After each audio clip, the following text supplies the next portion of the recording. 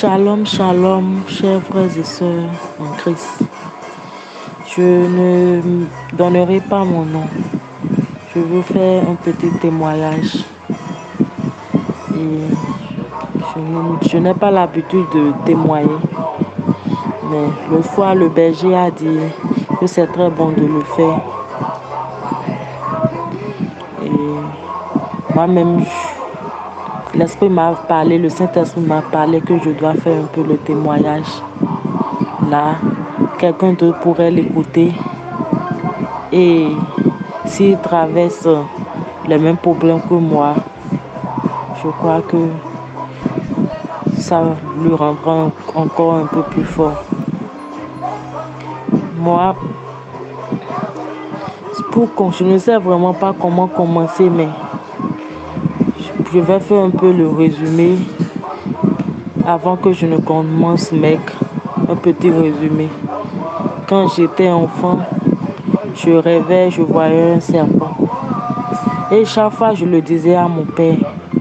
Et comme lui, en ce temps, il ne connaissait pas Christ. Et il est allé consulter un bokono, un marabout. Et ils ont eu à faire des rituels. C'est là on lui a dit que moi, je ne dois pas utiliser les trucs rouges, ni les trucs trop sombres noirs. Que souvent mes draps doivent être de couleur blanche. Tout ce que j'utilise ne doit jamais être de la couleur rouge. Moi, étant enfant, je ne connaissais rien et j'obtempérais. Mais en grandissant, quand je me suis mariée, l'église où je fréquentais, j'étais dans la chorale. Mais après les rituels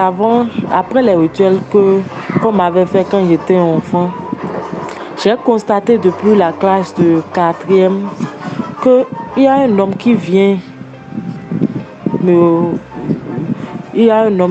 rendre visite chaque nuit. Pas fréquemment, mais une fois en passant. J'ai constaté que dès qu'il vient le lendemain, j'ai mes menstrues. C'était vraiment dur, je ne comprenais rien. Je l'ai dit à ma maman puisque elle est chrétienne. Mais elle-même n'arrivait pas à comprendre. Il y a une feuille qui chasse des esprits mauvais. Elle me dit souvent, qu'on l'appelle chez nous Rizi. Elle me dit souvent de le mettre dans mon slip avant de dormir. Et je le faisais chaque fois. Quand j'ai fini ma licence, je me rappelle, j'étais chrétienne, mais je n'étais pas aussi chrétienne puisque je n'avais pas abandonné le monde. Il y a beaucoup de choses que j'ai eu à faire. J'ai un ami qui m'a amené chez son marabout un jour en visite à Cotonou, là qui était le village pour eux. Or, j'étais dans une relation où mon gars m'avait abandonné et c'est ce qui m'a poussé à accepter. Je l'ai suivi, je suis partie. Le monsieur me disait que je ne serais pas heureuse en mariage. Et j'ai pris peur, j'ai pleuré parce que j'aimais vraiment mon gars. Je souligne que quand je suis dans une relation avec quelqu'un, je l'aime de tout mon cœur. Jusqu'à ce qu'il me déçoive, il me déçoit. Ça fait que j'ai eu à rencontrer beaucoup de personnes. Et quand le marabout me l'a dit, j'ai appelé mon papa, j'ai dit bon, tu sais, il y a même monsieur qui m'a dit que je ne serai pas heureuse en mariage et qu'il faut qu'on fasse des rituels dans mon village paternel. En ce moment, mon papa abandonnait déjà peu à peu le monde. Il m'a dit non, il ne faut pas les écouter, tu seras heureuse en mariage. Ne les écoute pas parce que dès que tu feras ça, ça va s'empirer. Mais moi, je ne savais pas l'existence, je ne connaissais pas l'existence du mari de nuit.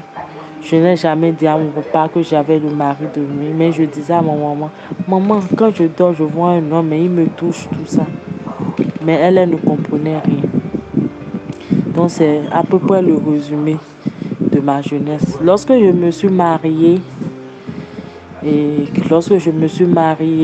j'ai fait le mariage civil. Mon mari a voyagé. On a eu une belle petite fille. Je remercie l'Éternel pour la vie de ma fille. Et il a voyagé. Dès qu'il a voyagé, j'ai commencé par constater des comportements. Il me méprisait quand je parle, il n'aime plus m'écouter. C'est comme si, si quelqu'un d'autre lui parlait, il écoute. Quand moi je lui parle, c'est comme si personne n'a parlé. Je me sentais tellement frustrée. Je l'aime, je me suis vraiment donné à la relation comme je le fais chaque fois. Elle dit, ben, ceci là, vraiment, ça s'empirait. Il est revenu après 2 ans et demi. Il n'avait même plus envie de me toucher. Quand il me touche, c'est comme si j'étais de la saleté. Il se lève à tout bon moment. C'est là mon calvaire a commencé. Il m'a fait beaucoup de choses que je préfère ne pas des problèmes de couple à ne point en finir. Le problème, c'est que je m'énerve quand il me fait ça. Je m'énerve tellement, je me mets tellement en colère que des fois, je lui parle mal. Quand il est reparti, on devrait le rejoindre, mais jusqu'à présent, on ne l'a pas fait. Il ne l'a pas fait.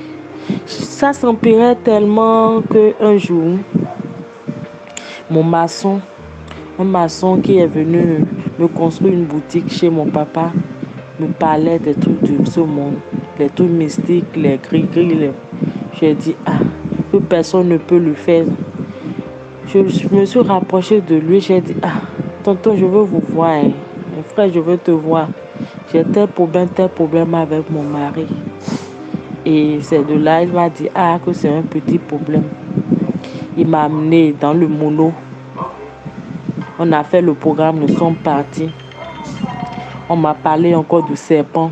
Que là où moi je suis, que j'agis comme un serpent, que je me vois en tant qu'homme, mais que, à vrai dire, que je ne suis plus homme, je ne suis pas physique, que je suis spirituellement, que je suis un serpent. Quand ils ont fait le face, c'est ce qu'ils ont trouvé. Qu'on doit faire ci, on doit faire ça, je dois me laver, je dois faire ci, avant qu'on ne réunisse moi et mon mari. Et vous savez, je me suis échinée et j'ai dépensé des sous. Et j'ai tout fait les rituels. Voilà les rituels faits et tout commence pas à s'empirer encore. Je passais des nuits dans le pleur. Je passais toutes mes nuits dans des pleurs. Je ne dormais pas. Je me dormais pas du tout. Jusqu'à ce qu'un jour, mon mari a écrit à mon frère. Mon papa lui a écrit, il n'a pas répondu. Mon mari a écrit à un frère qui ne veut plus de moi. Donc, il a dit ça, que c'est fini. Il ne veut plus de moi. Et c'est comme ça, les pleurs ont augmenté, la tristesse, rien ne va. J'ai fait la licence, le boulot. J'étais en contrat, le contrat est terminé. J'ai commencé un petit commerce dans une boutique. Ça n'a pas marché, j'ai fermé la boutique. C'est là les problèmes ont commencé. Et mon cousin m'a amené dans une église évangélique. Quand je suis allée dans l'église évangélique, le pasteur m'a dit de jeûner pendant 21 jours pour commencer. Et que de faire vraiment prier, que mon mari est en train de prendre une seconde femme. Donc ce qui m'arrive toujours depuis ma jeunesse continue. Et que je dois vraiment de commencer par prier ces deux-là. J'ai dit, bon, tout ce que j'ai fait dans le rituel, dans le monde des ténèbres, rien n'a marché. Plus rien du tout n'a marché. J'ai commencé les jeûnes prières. J'ai prié pour voir le pasteur, c'est difficile. Pour parler avec lui, il faut être là tôt. Des fois, quand les gens sont beaucoup, ils reçoivent deux, ils s'en vont, ils laissent. C'est compliqué. Je jeûnais, je priais. Et j'étais devenue vraiment maigre. Un jour, celle qui était mon témoin de mariage m'a appelé subitement. J'étais en plein jeûne. J'ai dit, comment tu vas? J'ai dit, ça ne va pas, ma reine, en même temps. Elle est aussi ma marraine de communion. Elle m'a appelée et c'était des pleurs. Elle me dit, calme-toi ma fille. Le samedi, je vais t'inviter à Kpawa à une prière. Or, avant cela, elle m'avait déjà invité un jour si je suis libre. Mais je l'ai banalisé comme c'est jusqu'à Kpawa que je suis à Godomé-Togoudou. Je voyais déjà trop loin. Et elle m'a envoyé un dépôt de 2000 francs. Elle dit comme c'est pour la première fois de prendre Zim et de venir avec ma fille. Et j'ai pris le Zim effectivement un samedi, je suis partie. Je suis venue à la Mecque. C'était pour ma première fois. Quand le berger a commencé par donner, faire la prière, d'y répéter avec moi, c'était des paroles prophétiques. J'étais tellement contente et je disais de toutes mes forces, je le disais de toutes mes forces. Je le disais de toutes mes forces. Et quand la prière est terminée, je suis rentrée la nuit, quand je dormais, j'ai senti un esprit quitter en moi. Et je me suis levée, j'ai sursauté sur mon lit. Jusqu'à présent, je ne comprenais encore rien. Le jour-là, j'ai vu les protocoles et je les ai suppliés. J'ai pris le numéro du berger. Je lui ai écrit un message. Il n'a pas répondu. Mais cette même nuit-là, un esprit m'a quitté. Je ne comprenais rien jusqu'à ce moment-là. Le lendemain, c'était un dimanche. Vers 17h, mon mari m'a écrit. Il m'a dit qu'il pense à moi. J'étais vraiment étonnée. On s'est dit beaucoup de choses. Toute la semaine, on s'est écrit. Mais je n'avais pas encore compris parce que j'allais en même temps à la prière de l'autre côté, là où mon cousin m'a amené. Je n'avais pas encore compris. Maintenant, après une semaine, j'écris à mon mari, il dit non, ne m'envoie plus jamais cette photo, ta photo, je ne veux plus de toi, j'ai dit. Et ça m'a fait rire. Elle dit, mais pourquoi cela? Mais pourquoi? Oh, pourquoi? J'ai eu la joie pendant 2 jours seulement. Et j'étais encore en même temps un peu triste. Ça m'a fait rire, mais j'étais encore un peu triste. Mais l'esprit me disait, ne sois pas triste. Sois forte. Sois forte. Et chaque fois quand j'ai commencé à venir à Metz, c'est vrai que je n'arrivais pas à venir le lundi, le jeudi, le samedi fréquemment. Mais quand j'ai commencé par suivre les messages, les audios, j'ai commencé par venir les enseignements, vraiment ça m'a beaucoup réconforté. Et ce qui me pousse maintenant à vraiment témoigner, c'est le thème sur l'incarnation. La réincarnation et l'incarnation. Cet enseignement m'a tellement touchée. Cet enseignement m'a tellement touchée. Je n'étais pas venue le jour-là. Je n'étais pas venue parce que le déplacement était un peu beaucoup pour moi. Je suis à Godomé. Et pour venir là-bas, il me faut 800 francs. Mais le jour-là, j'ai allumé mon WhatsApp. J'ai acheté forfait de 200 et j'ai allumé dans la nuit tardive. C'était tellement c'était vraiment, je me retrouvais dedans. À chaque fois quand le berger fait un enseignement, je me retrouvais dedans. J'étais venu un jour, il m'a touché. Il a touché ma tête. Il a prié pour moi. Après, il dit, mais qu'est-ce qui circule dans ton sang?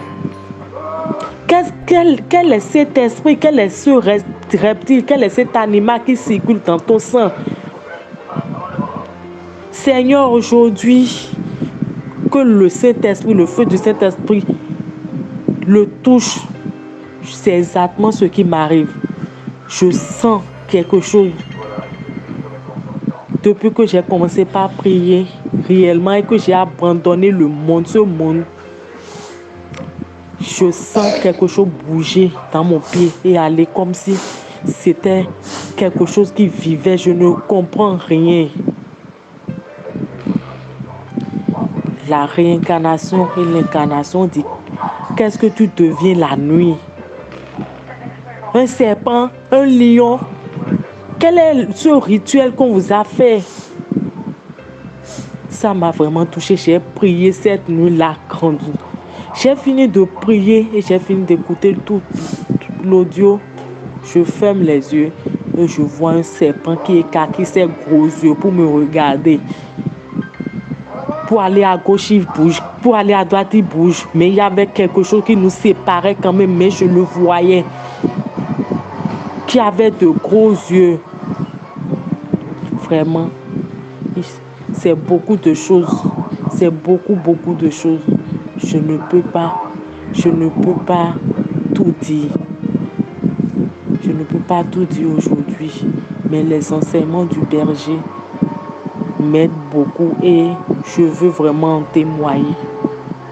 Ces enseignements m'ont permis de ne plus me mettre en colère, de maîtriser ma colère. Quand mon mari m'écrit pour m'énerver, je dis, ce n'est pas toi qui parles, mais l'esprit qui parle en toi. Le Saint-Esprit l'anéantit au nom de Jésus.